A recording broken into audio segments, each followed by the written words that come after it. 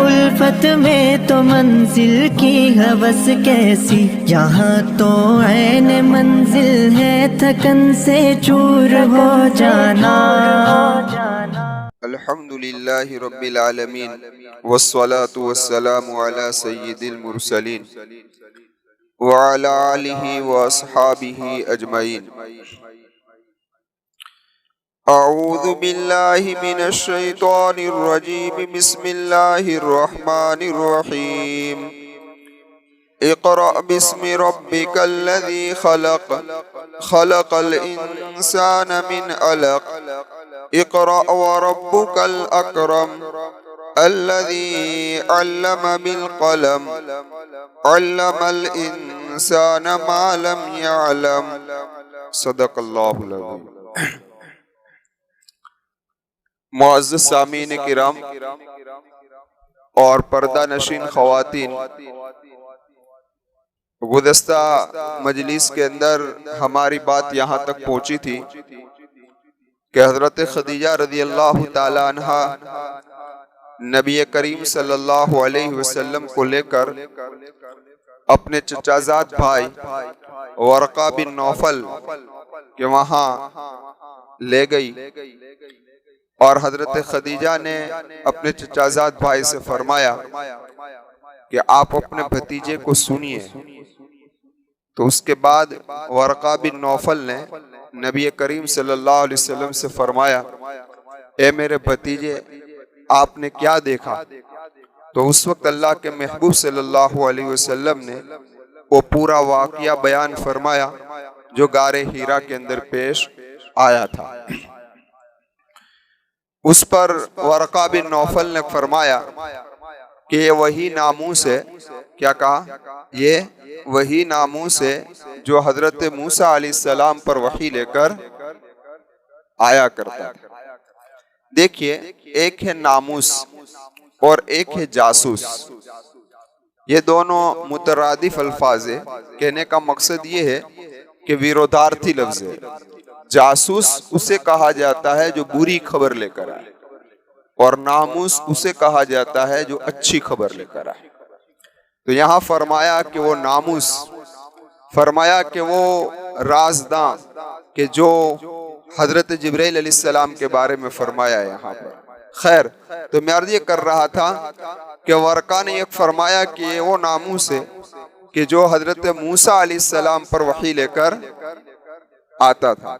अब यहाँ पर एक दूसरा सवाल है। सवाल ये है कि वरक़ा तो नसरानी मजहब से ताल्लुक रखते थे ना, गुज़श्ता मजलिस में बताया था कि ईसाई थे। तो वरक़ा को ये कहना चाहिए था कि ये वो नामूस है जो कि हजरत ईसा अलैहिस्सलाम पर वही लेकर आता। उसके बजाय क्या कहा? हजरत मूसा अलैहिस्सलाम का तज़किरा। तो उलमा ने उसका जवाब ये दिया है कि दरअसल अंबियाए बनी इसराइल के असलुल उसूल कोई है तो हजरत मूसा अलैहिस्सलाम। समझ आई बात? और दूसरी बात कि हजरत ईसा अलैहिस्सलाम जो है ये इसी सिलसिले के खातिम है, यानी बनी इसराइल के अंबिया में से सबसे आखिरी नबी कौन है?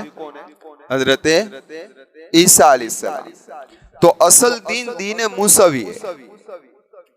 हाँ, असल दीन दीन मूसवी है। हजरत ईसा अलैहिस्सलाम को इसी दीन को लेकर भेजा गया। जिस तरीके से प्यारे आका व मौला मोहम्मद रसूलुल्लाह सल्लल्लाहु अलैहि वसल्लम को मिल्लते इस्माइली के साथ भेजा गया। इसीलिए उलमा ने लिखा है कि इंजील जो है वो मुस्तकिल किताब नहीं, तौरेत है वो मुस्तकिल और जामे तरीन किताब है। इसलिए जितने अहकामात तौरेत के अंदर थे, यही अहकामात के साथ हजरत ईसा अलैहिस्सलाम को भेजे गए। हाँ, उसमें कुछ तब्दीलियां हुई, कुछ इजाफा हुआ, कुछ तब्दीलियां हुई, कुछ इजाफा हुआ। इसलिए ईसाई लोग भी ज्यादातर तौरेत पर तवज्जो दे रहे हैं। जरा आप देखिए कि तो इंजील जो है वो तौरेत का ज़मीमा है। ज़मीमा का मतलब क्या है? ज़मीमा का मतलब है कि जिस तरीके से कोई चीज मुकम्मल हो, पूरी हो, और उसमें पीछे से कुछ इजाफा किया जाए। जिस तरीके से पेपर आता है तो पेपर मुकम्मल, लेकिन इस पेपर के अंदर पूर्ति का इजाफा किया जाता है, तो ये पूर्ति है, ज़मीमा है। या इसी तरीके से आप जो पेपर लिखते हो तो पेपर का एक बना हुआ है कि इतना पेपर है, फिर आप सप्लीमेंट्री क्या कहते हैं उसे? हाँ, तो ये ज़मीमा है। क्या है ये? ज़मीमा है। तो बस इसी तरीके से ये इंजील जो है वो तौरेत का क्या है भाई? ज़मीमा है। और ये सारी चीज वर्का बिन नौफल जानते थे, इसलिए उन्होंने कहा कि वही फरिश्ता है जो हजरत मूसा अलैहिस्सलाम पर वही लेकर उतरा। एक बात। दूसरी बात यह है कि यहूदी लोग हजरत ईसा अलैहिस्सलाम के मुखालिफ हैं, और नसारा हजरत ईसा अलैहिस्सलाम की नबूवत से ज्यादा वो आपको अल्लाह का बेटा मानने के लिए ज्यादा हुआ कि वो अल्लाह के बेटे हैं हजरत ईसा अलैहिस्सलाम। लेकिन मूसा अलैहिस्सलाम के बारे में यहूदी और ईसाई दोनों मुत्तफिक हैं। क्या है भाई? इसलिए यहां पर वर्का ने किसका नाम लिया? मूसा अलैहिस्सलाम। तीसरी वजह उलमा ने यह बयान फरमाई है कि तौरेत एक जामे किताब थी, और इसी तौरेत पर फैसले हुआ करते थे। कुरान करीम ने फरमाया कि यहकुमु बिहन नबिय्यून अल्लज़ीना अस्लमू लिल्लज़ीना हादू वर्रब्बानियून वल अहबारू बिमस्तुहफिज़ू मिन किताबिल्लाह। खुद कुरान ने फरमाया कि बनी इसराइल के अंबिया और उनके नेक लोग इसी तौरेत से फैसला किया करते थे। तो तौरेत एक जामे तरीन किताब थी और अहकामात के हिसाब से बहुत ही जामे किताब थी। उसके मुकाबले में इंजील के अंदर अहकामात इतने ज्यादा नहीं थे, ज्यादातर तो वाक़ियात थे। क्या थे भाई? और नसीहतें थी। हाँ, तो इस जामे किताब होने की निस्बत से यहाँ पर ये कहा गया कि जो हजरत मूसा अलैहिस्सलाम पर नाजिल हुई थी, इसलिए फरमाया कि वही फरिश्ता है जो हजरत मूसा अलैहिस्सलाम पर। तीसरी बात उलमा ने यहाँ पर यह नकल की है कि हजरत मूसा अलैहिस्सलाम को नबी करीम सल्लल्लाहु अलैहि वसल्लम से मुशाबहत भी है। नबी करीम सल्लल्लाहु अलैहि वसल्लम को हजरत मूसा अलैहिस्सलाम से मुशाबहत भी है। किसके अंदर? रिसालत के अंदर। कुरान करीम ने फरमाया इन्ना अरसलना इलैका रसूलन शाहिदन अलैकुम कमा अरसलना इला फिरौन रसूला। देखिए मुशाबहत, इसी मुशाबहत की वजह से वर्का ने फरमाया कि यह वही फरिश्ता है जो मूसा अलैहिस्सलाम पर। और एक मुशाबहत ये भी है कि जिस तरीके से हजरत मूसा के मुकाबले में आने वाला फिरौन हलाक हुआ, मोहम्मद सल्लल्लाहु अलैहि वसल्लम के मुकाबले में आने वाला फिरौन अबू जहल भी क्या हुआ भाई? हलाक। समझ में आई बात? तो खैर, तो यहाँ वर्का का ये कहना इसी निस्बत से था। फिर क्या कहा वर्का ने आगे? वर्का ने आगे ये कलीमा कहा उसके बाद कि अगर मैं जवान होता तो मैं आपकी मदद करता। देखिए जज़अन का लफ्ज है, या लैतनी अकूनु जज़अन। जज़अन किसको कहते हैं? जज़अन कहते हैं जवानी को, यानी वो ऊंट जो 4 साल की उम्र खत्म करके 5वें साल में आया, और वो गाय जो 2 साल की उम्र खत्म करके 3रे साल में आई, और वो बकरी जो 1 साल की उम्र खत्म करके 2रे साल में आई हो, उसको जज़ान कहते हैं कि जवानी है। क्या है ये? तो कुर्बानी में यही हुक्म है ना, बकरी कितनी हो भाई? 1 साल की हो। पाड़ा गाय कितने साल का हो? 2 साल। समझ में आई बात? हाँ, क्योंकि जवानी में अब आ गए। तो इसीलिए कहा कि अगर मैं जवान होता तो आप जिस दीन को लेकर, यानी अल्लाह आपसे काम लेने वाला है, दावत का काम, अगर उस वक्त में जवान होता तो मैं आपकी मदद करता। लेकिन हजरत वर्का बूढ़े हो चुके थे और नाबीना हो चुके थे। फिर क्या हुआ? फिर आगे वर्का ने एक और कलीमा कहा। ये कलीमा वर्का ने ये कहा कि या लैतनी अकूनु हय्यन इज़ युखरिजूका कौमुक काश कि अगर मैं जिंदा रहूं तो जिस वक्त आपकी कौम आपको निकालेगी तो मैं आपकी मदद करता। लेकिन उसके बाद वर्का जिंदा रहे नहीं। किताबों के अंदर लिखा है कि चंद दिन जिंदा रहे, फिर इस दुनिया से क्या कर गए, रुखसत हो गए। तिरमिजी शरीफ की रिवायत है, हजरत आयशा सिद्दीका रज़ियल्लाहु ताला अन्हा फरमाती है कि हजरत खदीजा रज़ियल्लाहु ताला अन्हा ने एक मर्तबा नबी करीम सल्लल्लाहु अलैहि वसल्लम से फरमाया था, ए मेरे महबूब, वर्का ने तो आपकी गवाही दी थी, ये गवाही दी कि आप नबी है, यानी जिस तरीके से हजरत मूसा पर फरिश्ता आया था, आप पर फरिश्ता आया है, मैं आपकी मदद करता, ये करता, आपकी गवाही दी थी। तो वर्का के मुस्तकबिल के बारे में, उसके आखिरत के बारे में पूछा हजरत खदीजा रज़ियल्लाहु ताला ने। तो अल्लाह के महबूब सल्लल्लाहु अलैहि वसल्लम ने फरमाया कि मैंने वर्का को सफेद लिबास में देखा है। किस लिबास में देखा है? सफेद लिबास। इसी से उलमा ने लिखा है कि अगर कोई आदमी अपने मरहूमीन में से किसी को सफेद लिबास के अंदर देखे तो उसके जन्नती होने की अलामत है। समझ में आए? और इसी तरीके से उलमा ने लिखा है कि अगर कोई आदमी अपने मरहूमीन में से किसी को सब्ज यानी के लीले लिबास के अंदर देखे, क्योंकि सब्ज लिबास भी जन्नत का लिबास है, तो जन्नती होने की अलामत है। खैर, ये तो ज़िम्नन बात आ गई तो मैंने आप हजरात के सामने अर्ज कर दिया। तो उस वक्त हजरत आयशा सिद्दीका रज़ियल्लाहु ताला अन्हा की एक और रिवायत भी है कि जिसमें मोहम्मद रसूलुल्लाह सल्लल्लाहु अलैहि वसल्लम ने फरमाया कि वर्का को बुरा न कहो, क्योंकि वर्का के बारे में मैंने जन्नत का एक बाग या दो बाग देखे। तो खैर, अल्लाह के महबूब सल्लल्लाहु अलैहि वसल्लम को वर्का ने यह कहा कि अगर मैं जिंदा रहा तो आपकी कौम जब आपको अपने वतन से निकालेगी तो जिंदा रहूं तो मैं आपकी मदद करूंगा। लेकिन आप तो इंतकाल कर गए।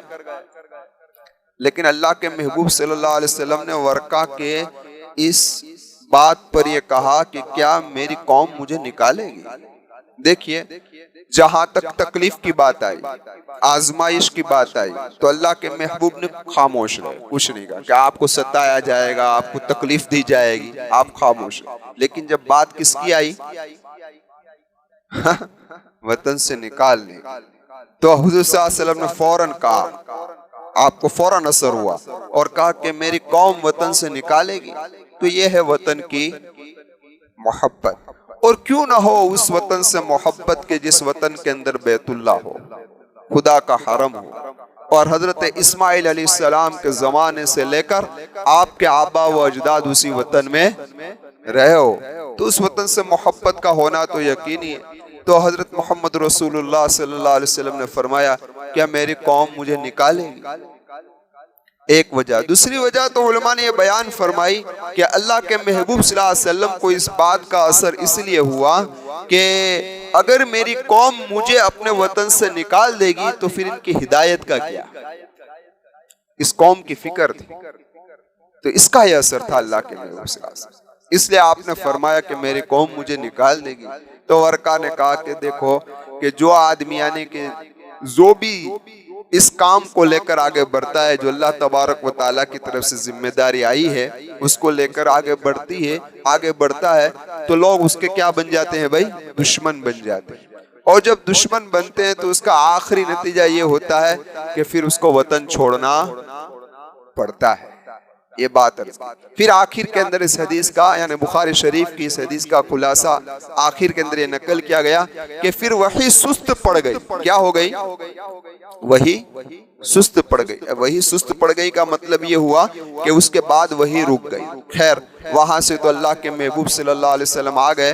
अब इस बात को समझने के लिए हमें कुछ रिवर्स यानी पीछे आना पड़ेगा।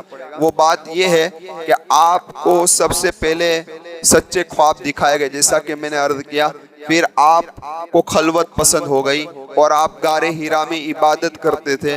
तो एक दिन हजरत जिब्राइल अलैहिस्सलाम इंसानी शक्ल के अंदर आए और ये 5 आयत करीमा नाजिल हुई। खैर, उसके बाद जो कुछ भी हुआ, अल्लाह के महबूब सल्लल्लाहु अलैहि वसल्लम घर तशरीफ लाए। घर तशरीफ लाए। फिर जो वाकया हुआ मैंने आप हजरात के सामने उसको पेश किया। खैर उसके बाद क्या हुआ जरा आप देखें कि ये घबराहट की एक वजह तो मैंने इससे पहले मजलिस में गुज़श्ता कल बयान फरमाई थी। आज की मजलिस में घबराहट की वजह एक और बयान करता हूँ, वो ये है कि उस वक्त आपको ये बताया नहीं गया था कि आपको रिसालत दी गई है। समझ में आई बात? पहली मर्तबा बतलाया नहीं गया था और ये भी नहीं कहा गया था कि आपको दावत का काम शुरू करना है। इस वजह से आप घबराहट महसूस कर रहे थे। फिर हजरत खदीजा जो वर्का के पास ले गई, वर्का ने जो बात कही आपको तसल्ली हुई। उसके बाद क्या हुआ? उसके बाद अल्लाह के महबूब सल्लल्लाहु अलैहि वसल्लम दोबारा गारे हिरा में जाने लगे। कहाँ दोबारा? गारे हिरा में जाते थे। तो फरमाया कि ये जो जमाना है कि पहली वही नाजिल हुई, उसके बाद एक लंबा चौड़ा ब्रेक लगा। उसके अंदर 3 कौल है। एक कौल 2 साल का है, एक कौल 2.5 साल का है, एक कौल 3 साल का है। लेकिन हजरत मुफ्ती सईद साहब पालनपुरी नव्वरल्लाहु मरकदहू फरमाते हैं कि मेरे नजदीक ये वक्फा 6 महीने का रहा। कितने महीने का रहा? तो ये 6 महीने का जो वक्फा रहा, इस 6 महीने में अल्लाह के महबूब सल्लल्लाहु अलैहि वसल्लम दोबारा गारे हिरा में जाते थे, तोशा लेकर वहां ठहरते थे, खत्म हो जाता, वापस आ जाते। सिलसिला जारी रहा। एक मर्तबा ऐसा हुआ कि अल्लाह के महबूब सल्लल्लाहु अलैहि वसल्लम गारे हिरा से वापस आ रहे थे और मोहल्ला अजियाद में पहुंचे। अजियाद नामी एक मोहल्ला है, वहां पर जब पहुंचे तो एक आवाज आई। इस आवाज को सुनकर अल्लाह के महबूब सल्लल्लाहु अलैहि वसल्लम इधर उधर देखने लगे, लेकिन कहीं कोई नजर नहीं आया। जब आपने आसमान की तरफ देखा तो आपने हजरत जिब्राइल को वापस देखा और उस वक्त हजरत जिब्राइल अलैहिस्सलाम कुर्सी पर बैठे हुए थे और आपके 600 पर खुले हुए थे। कितने पर? 600, जिसे आसमान को पूरा भर रखा था, पूरा भर रखा था। तो ये कैफियत और ये हजरत जिब्राइल अलैहिस्सलाम को देखकर अल्लाह के महबूब सल्लल्लाहु अलैहि वसल्लम फिर घबरा गए और तेज कदम के साथ फिर अपने घर पर तशरीफ लाए और कहा कि दस्तिरूनी, मुझे ओढ़ा दो, मुझे ओढ़ा दो। अब ये जब चादर ओढ़ रहे हैं अल्लाह के महबूब सल्लल्लाहु अलैहि वसल्लम, तो वो फरिश्ता जो आसमानों पर कुर्सी पर सवार था फौरन लटकता हुआ नीचे आ गया और कहा कि या अय्युहल मुद्दस्सिर कुम फअंज़िर व रब्बक फकब्बिर व सियाबक फतहिर। अब ये दूसरी वही नाजिल हुई। समझ में आई बात? अब इस वही के अंदर हुक्म दिया गया अल्लाह के महबूब सल्लल्लाहु अलैहि वसल्लम को कि आप लोगों के अंदर दावत दीजिए। आपको बतलाया गया रिसालत और दावत देने का हुक्म दिया गया कि दावत दीजिए। आपकी परेशानी खत्म हो गई, आपने दावत देना शुरू कर दिया और फिर गारे हिरा पर जाना भी आपने क्या कर दिया भाई? बंद कर दिया। तो ये है या अय्युहल मुद्दस्सिर का नुज़ूल और दूसरी मर्तबा यानी दूसरी वही ये नाजिल हुई। अब जरा अंदाजा लगाइए कि इसी से जुड़ता हुआ एक और लफ्ज है जिसको कहा जाता है या अय्युहल मुज़्ज़म्मिल। इसका वाकया किस तरीके से पेश आया? तो उलमा ने लिखा है कि दारुन नदवा के अंदर मुशरिकान मक्का जब जमा हुए तो सबने आपस के अंदर ये मशवरा किया कि कोई ऐसा लफ्ज मोहम्मद सल्लल्लाहु अलैहि वसल्लम के लिए पसंद किया जाए, यानी रखा जाए कि लोग उससे दूर रहे। तो किसी ने कहा कि आपको काहिन कहा जाए, तो रद्द कर दिया गया। किसी ने कहा कि आपको मजनून कहा जाए, तो ये बात भी रद्द कर दी गई। किसी ने कहा कि आपको साहिर कहा जाए, लेकिन ये भी पास हुआ नहीं, यहाँ तक कि मजलिस खत्म हो गई। अल्लाह के महबूब सल्लल्लाहु अलैहि वसल्लम को जब ये पता चला कि लोग मेरे बारे में ऐसा मशवरा कर रहे हैं, तो आप गमगीन हुए। इसी गमगीनी की हालत के अंदर अल्लाह के महबूब सल्लल्लाहु अलैहि वसल्लम चादर ओढ़ कर लपेट ली और सो गए। तो कुरान करीम की आयत करीमा नाजिल हुई, या अय्युहल मुज़्ज़म्मिल कुमिल लैल इल्ला कलीला। देखो उस वक्त घबराहट की वजह से चादर लपेटी थी, यह मर्तबा इन काफिरों के तानों की वजह से अल्लाह के महबूब सल्लल्लाहु अलैहि वसल्लम ने चादर लपटी। तो दोनों मर्तबा पर हजरत जिब्रील आकर कह रहे हैं या अय्युहल मुद्दस्सिर और या अय्युहल मुज़्ज़म्मिल। अब ये दोनों जो खिताबे ने भाई वो मोहब्बत के खिताब है। किसके खिताब है? मोहब्बत में। जब किसी आदमी में कोई सिफत पाई जाती है तो फिर उस आदमी को उसी सिफत से पुकारा जाता है। मिसाल के तौर पर किसी के कोई आदमी बड़ा सखी हो, कोई आदमी बड़ा सखी हो तो हम कहते हैं कि हातिम ताए है ना भाई, कह देते ना कि हातिम ताए है। तो भाई इसी तरीके से अल्लाह के महबूब सल्लल्लाहु अलैहि वसल्लम की सिफत को मोहब्बत के अंदाज में अल्लाह तबारक व ताला ने आपको मुखातब फरमाया और कहा कि या अय्युहल मुद्दस्सिर या अय्युहल मुज़्ज़म्मिल। एक वाक़या सुनाऊं मैं आपको। एक मरतबा हजरत अली रज़ी अल्लाह ताला अन्हु मस्जिद के अंदर तशरीफ लाए। कहाँ तशरीफ लाए भाई? मस्जिद में तशरीफ लाए। बात कुछ नहीं थी, हजरत फातिमा रज़ी अल्लाह ताला अन्हा से कुछ नाराजगी हो गई, तो इसी नाराजगी की वजह से आप मस्जिद में आए और मस्जिद में आकर लेट गए। समझ में आई बात? तो इसमें कुछ ज्यादा टेंशन लेने की जरूरत है नहीं, होता रहता है, मियाँ बीवी है, 24 घंटे साथ में रहना है, कुछ ऊंच नीच चला करती है, तो उसको क्या करना है भाई? बर्दाश्त करना है। खुद अल्लाह के महबूब भी फरमाया करता थे, आयशा तू नाराज होती है तो मैं पहचान लेता हूँ, लेकिन अल्लाह के रसूल कभी गुस्से नहीं होते थे हजरत आयशा पर। हजरत आयशा कभी नाराज हो जाती तो अल्लाह के महबूब गुस्से नहीं होते थे, आयशा तू नाराज होती है तो मैं पहचान लेता हूँ। तो यहाँ हजरत अली रज़ी अल्लाह ताला अन्हु हजरत फातिमा से नाराज हो गए तो मस्जिद में आए और आकर लेट गए। आपके लेटने की वजह से जो गर्द व गुबार था वो आपकी पीठ के ऊपर लग गया। अल्लाह के महबूब सल्लल्लाहु अलैहि वसल्लम मस्जिद के अंदर तशरीफ लाए और आपने हजरत अली को उठाया, मट्टी को झाड़ा, साफ किया और उसके बाद कहा कि या अबत तुराब। क्या क्या कहा? या अबत तुराब। तो ये मोहब्बत बड़ा लक़ब से अल्लाह के महबूब सल्लल्लाहु अलैहि वसल्लम हजरत अली को पुकार रहे हैं। तो खैर मेरे कहने का मकसद और खुलासा ये था आपसे कि हजरत अली रज़ी अल्लाह ताला अन्हु को भी इसी लफ्ज़ से अल्लाह के महबूब ने खिताब फरमाया। तो यहाँ अल्लाह तबारक व ताला ने भी मेरे प्यारे आका व मौला मोहम्मद रसूलुल्लाह सल्लल्लाहु अलैहि वसल्लम को कहा कि या अय्युहल मुद्दस्सिर या अय्युहल मुज़्ज़म्मिल। तो यहाँ एक बात और समझ लीजिए कि अल्लाह के महबूब ने हजरत जिब्राइल अलैहिस्सलाम को असली शक्ल सूरत के अंदर 2 मरतबा देखा है। एक मरतबा तो यहाँ जो अभी मैंने कहा कि कुर्सी पर बैठे हुए थे, 600 पर फैलाए हुए थे, और दूसरी मर्तबा उस वक्त के मेराज में। कहाँ भाई? कि जब आपको मस्जिद हराम से बैतुल मक़दिस कहाँ किस पर ले जाया गया? बुराक पर ले जाया गया, और फिर बुराक से ले जाने के बाद बैतुल मक़दिस से आपके लिए लिफ्ट लाई गई और इस लिफ्ट के जरिए से आपको आसमानों पर पहुंचाया गया। फिर यहाँ तक कि आप कहाँ पहुंचे? सिदरतुल मुंतहा। सिदरा कहते हैं बेरी के दरख्त को और मुंतहा कहते हैं बॉर्डर को, यानी आलम तहतानी की बॉर्डर है, यानी उस बॉर्डर पर बेरी का दरख्त, यहाँ से कोई आगे जा सकता नहीं है। ये बेरी का दरख्त के जिसके फल मोहम्मद रसूलुल्लाह ने फरमाया कि मटकों की तरह बड़े थे और उसके जो पत्ते थे वो हाथी के कान की तरह बड़े थे। अल्लाह के महबूब फरमाते कि सोने की पतंग है ना उस पर, यानी इस दरख्त की खूबसूरती ऐसी थी कि मैं उसको बयान कर सकता नहीं हूँ। अल्लाह के महबूब सल्लल्लाहु अलैहि वसल्लम फरमाते हैं, तो फरमाया इसी सिदरतुल मुंतहा पर पहुंचकर हजरत जिब्राइल ने मोहम्मद रसूलुल्लाह सल्लल्लाहु अलैहि वसल्लम से फरमाया कि अब हमें इससे आगे जाने की इजाजत नहीं है, हम इससे आगे नहीं जा सकते, आगे का रास्ता आप तय कर लीजिए। तो वहां पर हजरत जिब्राइल नबी करीम सल्लल्लाहु अलैहि वसल्लम को असली शक्ल सूरत में नजर आए थे। समझ में आई बात? तो 2 मरतबा आपकी पूरी जिंदगी में 2 मरतबा हजरत जिब्राइल अलैहिस्सलाम असली शक्ल सूरत में अल्लाह के महबूब को नजर आए थे। खैर, तो ये जो कुछ भी आप हजरात के सामने बात की गई, अब ये एक सवाल ये है कि ये वही का सिलसिला जो रोक दिया गया था, ब्रेक लगा दिया गया था, उसकी वजह क्या है? तो उलमा ने उसकी कुछ वजूहात बयान फरमाए हैं। इनमें से एक वजह ये बयान फरमाई है कि जिस तरीके से पहली मरतबा हजरत जिब्राइल अलैहिस्सलाम को देखकर अल्लाह के महबूब सल्लल्लाहु अलैहि वसल्लम की जो कैफियत हुई थी और आपको जो बोझ महसूस हुआ था, वो बोझ कुछ हल्का हो जाए और दूर हो जाए, इसलिए वक्फा रखा गया था।